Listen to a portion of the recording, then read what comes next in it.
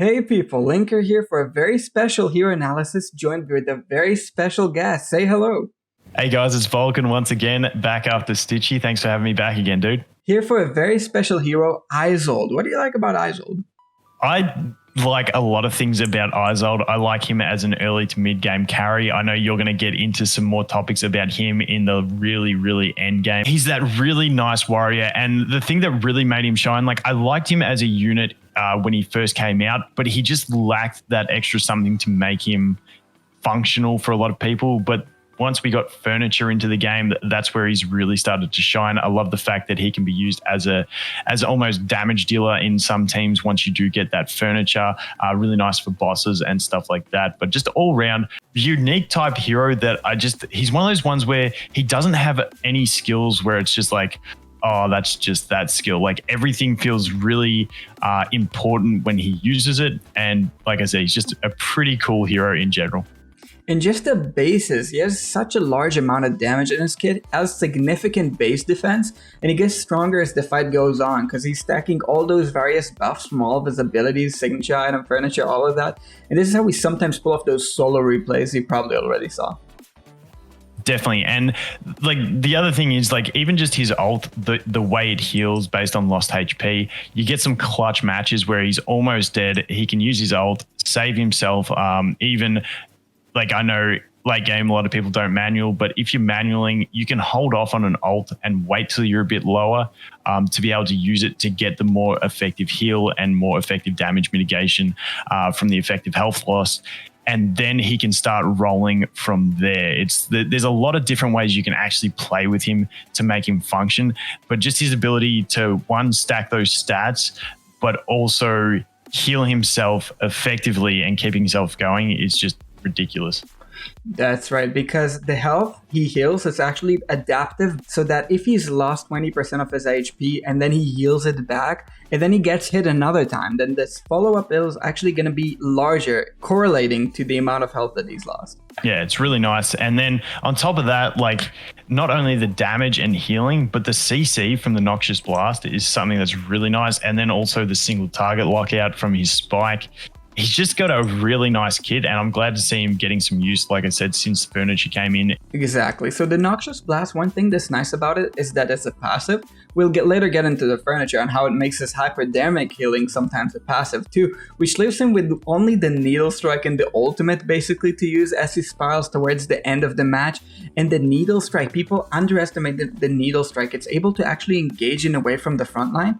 If you do have Izold with enough haste, which is something that requires endgame kind of investment and furniture, the Needle Strike is actually able to engage faster than most heroes. And this makes him a good hero into burst. It makes him a good hero into God Comp. He's able to quickly stun out a single enemy and engage in a circle of those abilities, Needle Strike, hypodermic healing into the ult in a way that really makes good use of his cooldowns.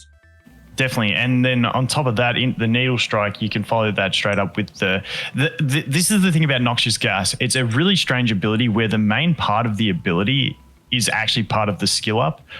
So obviously, because I think a lot of people miss out on this one, the Noxious Blast is actually just an oozing AoE damage where he's sacrificing his own HP, the one that does the AoE stun, which is the really important part of it. And when you go the Needle Strike into the AoE stun, it is actually a really nice lockout. But on top of that, due to the Needle Strike knocking the enemy back as well, you can actually stun the back row straight away from the Noxious Blast as well. That's right, and the Needle Strike damage is also really good because just with those two Needle Strike attacks, it quickly deals 680% of his scaling. The ultimate is so long that it usually stays up because once he's done it once, he has 12 seconds to do another one on top of a haste buff, on top of an attack rating buff, and that stacks cumulatively, which makes him so strong after a few seconds went by.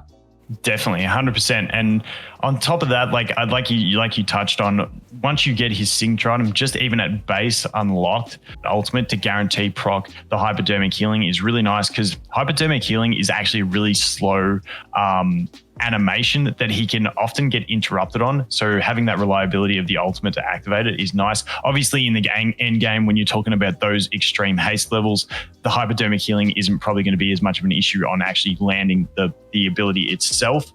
But in the early to mid game, the long animation of it can sometimes hurt him.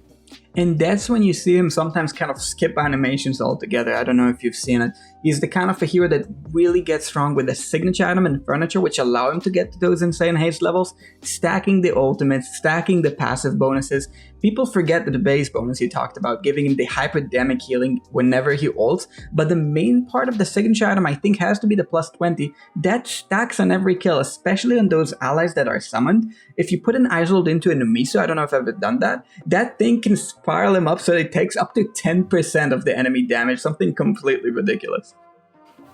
That's actually huge. Yeah, now definitely that signature item is something that's really nice. But I just think for the whole progression, just every little step that he gets, whether it be unlocking base signature item, 10, 20, everything feels really impactful on him as a hero. Like you said, the furniture, level 3 furniture is such a huge one for being able to use him on bosses. Getting those stats stacking effectively is huge. Unfortunately for me, on my main account, I've had him on the wish list pretty much the whole time. Still have not got a piece of furniture for him.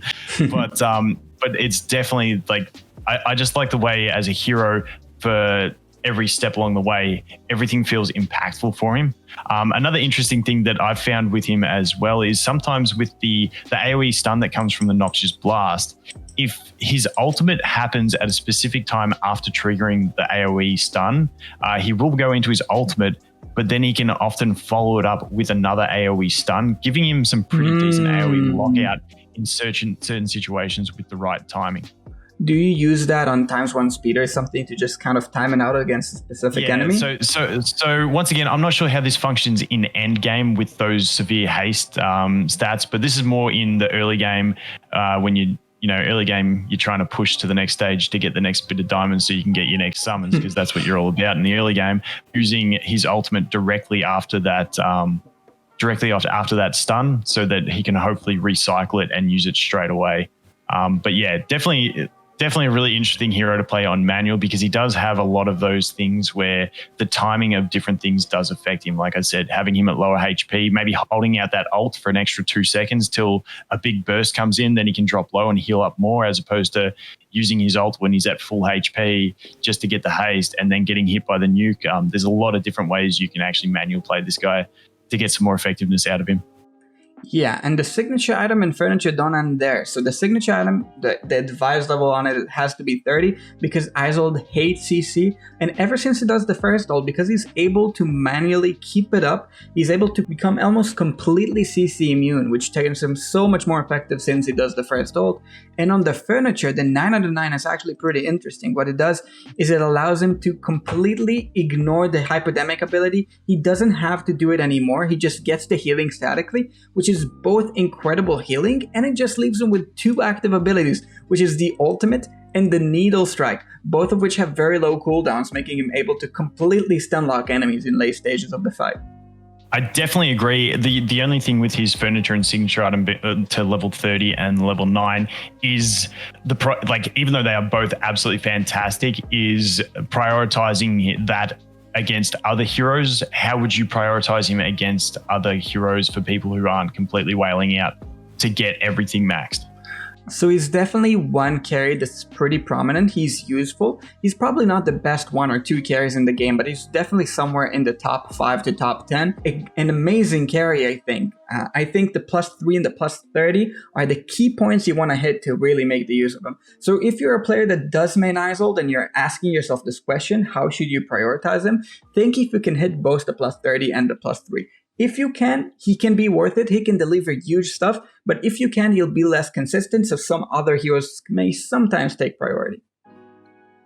Definitely. But one of those ones definitely just to leave on the wish list past 3 and just go for summoning. I wouldn't rush into using those select tickets if you're only at 3 to get to 9, but definitely one you can leave there and slowly creep up that furniture to 9. Because like you said, 3 are the key breakpoints, but obviously the haste which you spoke about is going to be nice, and all the extra stats that you get from the furniture as well as the level 9 effect. That's right. So about counters and synergies, I know that Izold likes healing both with the Noxious Fumes and the furniture, and he absolutely hates CC that stops him from stacking what he does. Yeah, definitely. Putting him behind a Rowan. Now, like you said, in the late game, he can go in the front row and be really fast. Until he gets to those type of speeds, I really like putting him behind a Rowan, because Rowan front row, he's going to get that immunity to the first hit.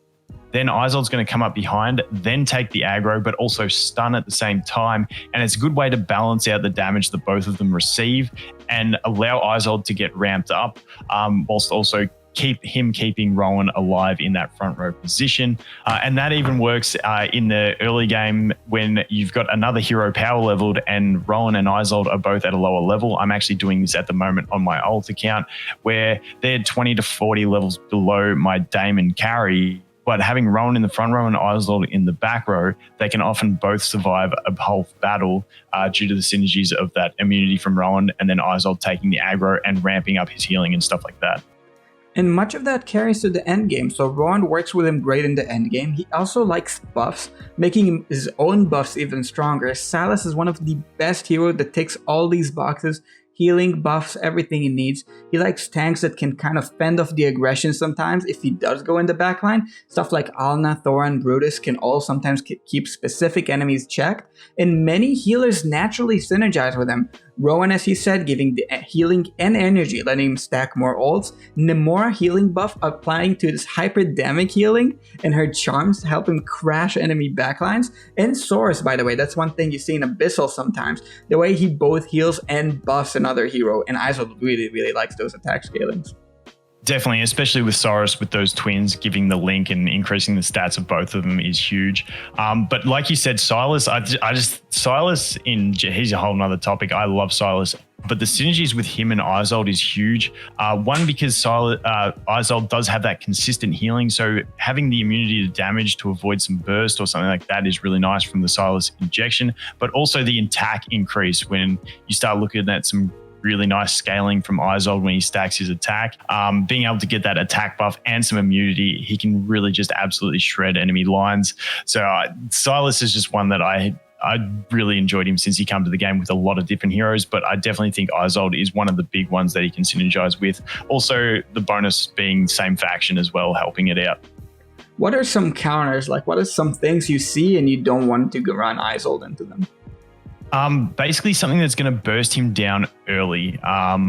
That's pretty much why I play him in the back row. Due to the fact that he takes time to ramp up, he needs to get that hypodermic healing happening before he can actually be functional, or else he can get bursted down really quick. And that's another reason that Sylas is really good, especially in the early to mid game.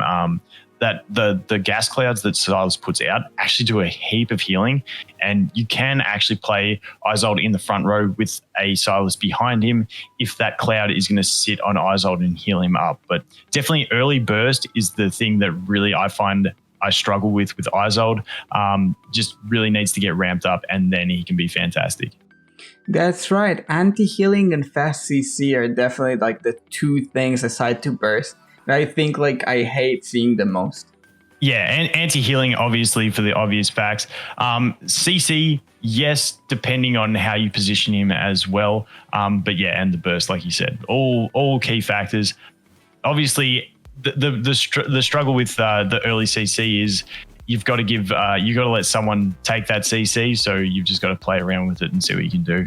So I think he's one of those heroes that, like Damon, he's awesome in campaign. He does take the right support though. He does take specific heroes to kind of help him. And it does take a little time to maybe figure out the positioning. But if you do, he can do incredible things at mid power. And one thing I think people are sleeping on kind of is the fact that unlike Damon, he's actually pretty good in same level PvP. Like even in the very end game into burst and into stall, if you place him against the right frontline using that trick of the needle strike we talked about earlier, I think he actually finds a place. Yeah, so like I said, that sort of thing, you're looking at the extreme haste levels, which I haven't got to yet. But I think on top of that is that he does just synergize with Graveborns in general. Like we talked about, trying to ramp him up. You've got things like Nara, which can lock something out. You've got Pharrell, who can obviously do his fears and slow down the enemy team. And then you've got some things like Sylas and Stitchy or Damon. He just has a lot of good synergies in that Graveborn faction, which is really nice for him, allowing him to sort of synergize with a lot of nice teams that just have generally good heroes as well, who aren't necessarily part of the top tier teams that you find in PvP, allowing him to fill in that sort of third team in some compositions. One thing I do see a lot is the question, do you do Call or Chaosbringer on him? I do make the case for Call because I like the haste on it. Have you ever tried him with both? Definitely from your perspective of talking about those extreme haste levels, I think Call would be better for the raw haste that it gives in that situation. But I think in campaign, there's an argument to be made for Call. In bosses, I believe either Chaos Bringer or Blade in some situations is the go-to. That's interesting. In very rare situations, I can actually work in a very interesting way for him. So if you are in that situation where you're retrying many times, sometimes retrying for a specific set of eye crits and haste points can sometimes give you the edge when Call can't quite make it and you really, really need to get lucky. I've seen people use eye on this guy, but it's pretty rare. That's an interesting one too. Yes, if you get but you'd have to have a lot of base haste as well to be able to get those crits super early. Is that what you're looking at? So a much more end game strategy. Okay, I do want to give a special thanks to AimB, a guy from the community who did research Izold a lot, and a lot of the stuff about the cooldowns and his engage goes to AimB, who definitely researched that. I'll link his stuff below. We did even have a podcast, and a very, very big thanks I want to give to Volkin, who joined me for this video. Thank you so much for coming, man. Thanks again for having me, dude. I really enjoy it. I enjoy the off-camera chats as well. It's all a bit of fun, but keep up the good work. And thank you for watching. If you like this kind of collab, Volkin is an awesome guy. Let me know below. Like, subscribe, and I've been Linker. Peace.